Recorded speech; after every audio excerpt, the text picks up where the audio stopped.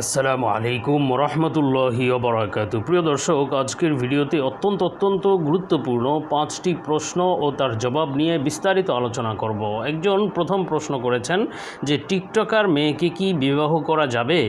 দ্বিতীয় প্রশ্ন, কি স্বামীকে তালাক দিতে পারে। তৃতীয় প্রশ্ন, প্রস্রাবের পর কত মিনিট টিস্যু নিয়ে হাঁটাহাঁটি করতে হবে। চতুর্থ প্রশ্ন, কাঁটা চামচ দিয়ে খাবার খাওয়া হারাম নাকি জায়েজ। পঞ্চম প্রশ্ন, ফেসবুকে বেপর্দা নারীর ছবিতে লাইক দিলে কোনো সমস্যা আছে কি। এই 5টি প্রশ্নের উত্তর ইনশাআল্লাহ বিস্তারিতভাবে দেওয়ার চেষ্টা করব। ভিডিওটি অত্যন্ত গুরুত্বপূর্ণ, তাই ভিডিওটি শেষ পর্যন্ত দেখবেন এবং গুরুত্বপূর্ণ মাসআলা মাসাইলের ভিডিও প্রমাণ সহ পেতে অবশ্যই আমাদের চ্যানেলটি সাবস্ক্রাইব করে রাখবেন। তো প্রিয় দর্শক, প্রথম প্রশ্ন, টিকটকার কোনো মেয়েকে বিবাহ করা যাবে কি যাবে না। বিষয়টি অত্যন্ত গুরুত্বপূর্ণ, কেননা বর্তমান সময়ে আমাদের চারিপাশে বিভিন্ন ছেলে মেয়ে বিভিন্ন ধরনের সামাজিক যোগাযোগ মাধ্যমে বিভিন্ন কন্টেন্ট ক্রিয়েট করে থাকে। তো শুধু মেয়ের বেলায় নয়, এই ধরনের ছেলেদেরকেও বিবাহের ক্ষেত্রে প্রাধান্য দেওয়া উচিত কিনা, বা এই ধরনের মেয়ে টিকটকার, ইউটিউবার অথবা ফেসবুকে কন্টেন্ট ক্রিয়েট করে এই ধরনের ছেলে মেয়েদের ক্ষেত্রে বিবাহের ক্ষেত্রে কোনো ধরনের বাধ্যবাধকতা আছে কিনা বা উচিত হবে কিনা, বিষয়টি অত্যন্ত গুরুত্বপূর্ণ। সবাই খেয়াল করে শুনুন।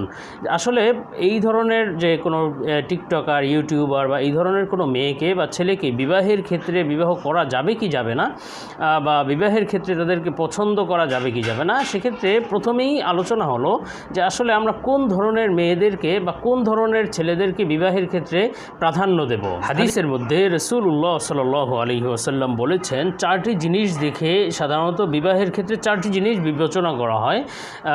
একটি হলো দিনদারিতা, দ্বিতীয়ত হলো সম্পদ, তৃতীয়ত হলো বংশ, চতুর্থত সৌন্দর্য। তো হাদিসের মধ্যে রাসূল বলেছেন যে তোমরা দিনের ক্ষেত্রে বিবাহের ক্ষেত্রে সবচেয়ে দিনদারিতাকে প্রাধান্য দাও। যার মধ্যে দিনদারিতা যত বেশি, বিবাহের ক্ষেত্রে তাকে প্রাধান্য দেওয়ার ক্ষেত্রে অগ্রগামী তত বেশি রাখো।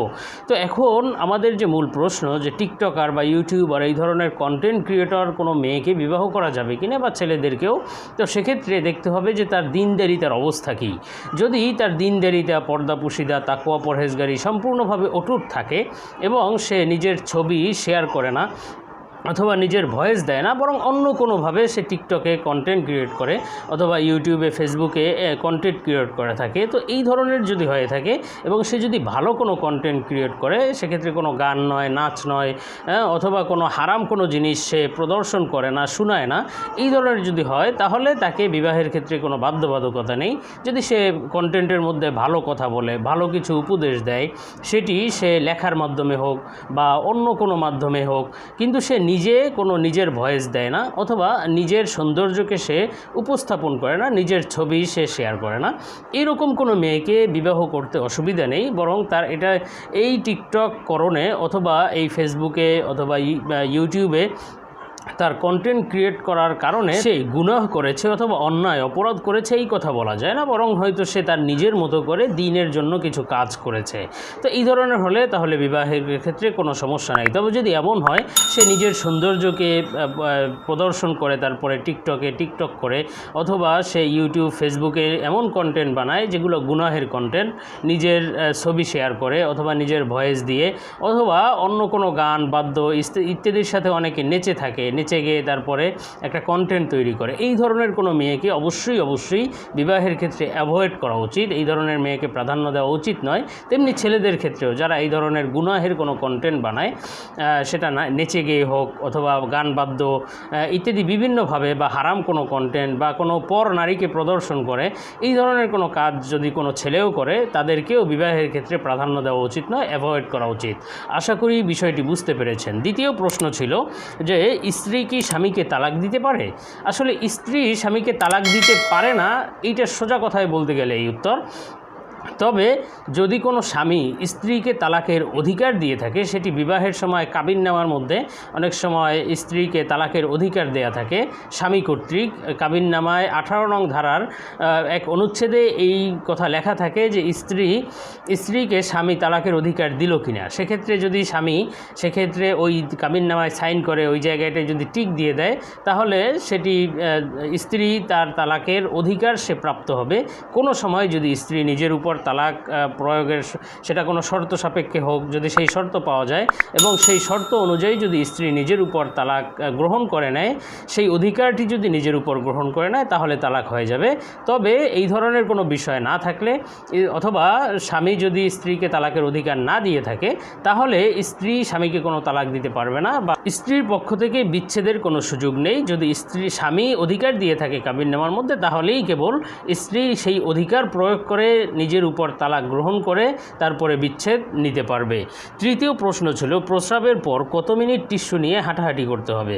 বিষয়টি আসলে অত্যন্ত গুরুত্বপূর্ণ, কেননা বর্তমান হাদিসের মধ্যে আছে রাসূল সাল্লাল্লাহু আলাইহি ওয়াসাল্লাম বলেছেন যে তোমরা প্রস্রাব থেকে খুব বেশি সতর্কতা অবলম্বন করো। হাদিসে অনেক বেশি তাকিদ দেওয়া হয়েছে, কেননা হাদিসের মধ্যে আছে রাসূল সাল্লাল্লাহু আলাইহি ওয়াসাল্লাম বলেছেন যে অনেক কবরের আযাব বেশিরভাগ সময় অনেক সময় এমন হয় যে কবরের আযাব প্রস্রাব থেকে পবিত্র না হওয়ার কারণে হয়।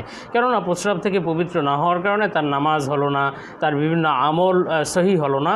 তো সেক্ষেত্রে হাদিসের মধ্যে প্রস্রাব থেকে পবিত্রতার ব্যাপারে বেশি বেশি সতর্কতা দেওয়া হয়েছে এবং তাকিদ দেওয়া হয়েছে। সুতরাং প্রস্রাব থেকে পবিত্র হতে যত সময় নিজের কাছে মনে হয় প্রস্রাব 30 সেকেন্ড পর্যন্ত আসতে পারে, অথবা 1 মিনিট পর্যন্ত আসতে পারে, অথবা 2 মিনিট পর্যন্ত প্রস্রাব শেষ করার পরেও আসতে পারে, এমন যদি মনে হয় তাহলে ওই রকম 30 সেকেন্ড 1 মিনিট 2 মিনিট পর্যন্ত টিস্যু ব্যবহার করে এরপরে পানি ব্যবহার করবে। আর যদি মনে হয় যে না 10 সেকেন্ড হাঁটার পরেই অথবা 1 সেকেন্ডও প্রয়োজন নেই, প্রস্রাব করার পরে আর কোনো প্রস্রাব আসে না, এমন যদি মনে হয় তাহলে তার কোনো সময় ক্ষেপণ না করলেও চলবে, শুধু পানি দিয়ে ধুয়ে নিলেও হবে। তবে যদি কারো কাছে মনে হয় যে না প্রস্রাব করার পরে পানি দিয়ে ধোয়ার পরেও প্রস্রাবের ফোঁটা আসতে পারে, সেক্ষেত্রে সতর্কতা অবলম্বনার্থে তার যতটুকু সময় মনে হবে যে এতটুকু সময় প্রস্রাবের পরেও প্রস্রাব আসে, তাহলে সে সেই পরিমাণ টিস্যু নিয়ে তারপরে টিস্যু ব্যবহার করবে। সেটা হাঁটাহাঁটি হোক অথবা বসে হোক অথবা ওই জায়গায় দাঁড়িয়েই হোক, হাঁটাহাঁটি করতে হবে, 40 কদম হাঁটতে হবে, এই ধরনের কোনো কথা বর্ণিত নেই। এরপরের প্রশ্ন হলো কাঁটা চামচ দিয়ে খাবার খাওয়া হারাম কি হারাম নয়। আসলে কাঁটা চামচ দিয়ে খাবার খাওয়া সরাসরি হারাম বলা যাবে না, তবে প্রয়োজন ছাড়া কোনো চামচ ব্যবহার করাই খাবারে উচিত নয়। কেননা রাসূল সাল্লাল্লাহু আলাইহি সাল্লাম হাত দিয়ে খাবার গ্রহণ করতেন, প্রয়োজন ছাড়া অন্য কিছু ব্যবহার করতেন না। এই বিষয়টি হলো এমন যে আপনার কোনো প্রয়োজন নেই কিন্তু আপনি অন্যের মাধ্যমে খাবার গ্রহণ করলেন, সুতরাং কাঁটা চামচ হোক বা এমনি চামচ হোক, যদি প্রয়োজন ছাড়া এটি ব্যবহার করা উচিত নয়, প্রয়োজন থাকলে ব্যবহার করতে পারবে। পঞ্চম প্রশ্ন ছিল যে ফেসবুকে বেপর্দা নারীর ছবি দিয়ে লাইক দিলে কোনো সমস্যা আছে? অবশ্যই সমস্যা আছে, কেননা একটি লাইক দেওয়া মানে বিষয়টি আপনি পছন্দ করেছেন, তার বেপর্দা ছবিটিকে আপনি পছন্দ করেছেন, আপনি বেপরদিগির পক্ষে। সুতরাং এই বিষয়টি সমস্যা আছে বলতে পুরোটাই হারাম এবং নাজায়েজ। কেউ যদি বেপর্দা নারীর কোনো ছবিতে অথবা কোনো সিনেমার ভিডিওতে অথবা কোনো গানের ভিডিওতে অথবা কোনো হারাম কন্টেন্টের ভিডিওতে যদি কেউ লাইক দেয় অথবা শেয়ার করে, তাহলে সে যেই পরিমাণ কন্টেন্ট ক্রিয়েট করে, যেই পরিমাণ গুনাহগার হয়েছে, আপনার শেয়ারের কারণে আপনি সেই পরিমাণ গুনাহগার হয়েছেন এবং পছন্দ করার কারণে আপনি সেই পরিমাণ গুনাহগার হয়েছেন। বিষয়টি যদি আপনার কাছে এমন মনে হয় যে আমি এই ছবিটাকে পছন্দ করলাম এবং এটাকে আমি জায়েজ মনে করলাম, তাহলে তো আপনার সম্পূর্ণরূপে ঈমান চলে যাওয়ার সম্ভাবনা রয়েছে। কেননা আপনি হারামকে হালাল মনে করতেছেন, হারামকে হালাল মনে করে তারপরে আপনি একটি লাইক দিলেন, বিষয়টি পছন্দ করলেন, তো এটা ঈমান চলে যাওয়ার সম্ভাবনা রয়েছে। অত্যন্ত গুরুত্বপূর্ণ একটি বিষয়। সুতরাং কখনো কোনো সময় ফেসবুকে হোক, ইউটিউবে বা যে কোনো মাধ্যমে কোনো বেপর্দার নারীর ছবি অথবা কোনো গান বাদ্য অথবা এই ধরনের কোনো পিকচার ভিডিওতে কখনোই লাইক এবং কমেন্ট শেয়ার করবেন না।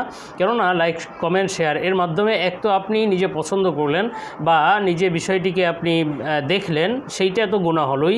আরেকটি হলো যদি আপনি লাইক কমেন্ট শেয়ার করেন তাহলে ওই পোস্টের রিচ আরও বেড়ে যায় বা ওই ভিডিওর রিচ বেড়ে যায় এবং ওগুলো আরও বেশি মানুষের কাছে পৌঁছায়। সুতরাং এই ধরনের কন্টেন্টে কোনো ধরনের প্রতিক্রিয়া দেওয়া থেকে বিরত থাকা চাই। বিশেষভাবে লাইক কমেন্ট শেয়ার তো করাই যাবে না, লাইক বা শেয়ার করাই যাবে না। আশা করি বিষয়টি বুঝতে পেরেছেন, এটি অত্যন্ত গুনাহের একটি কারণ। তো প্রিয় দর্শক, এরকম অত্যন্ত গুরুত্বপূর্ণ ভিডিও পাওয়ার জন্য অবশ্যই আমাদের চ্যানেলটি সাবস্ক্রাইব করে রাখার আহ্বান জানিয়ে এখান থেকেই বিদায় নিচ্ছি। আসসালামু আলাইকুম ওয়া রাহমাতুল্লাহ।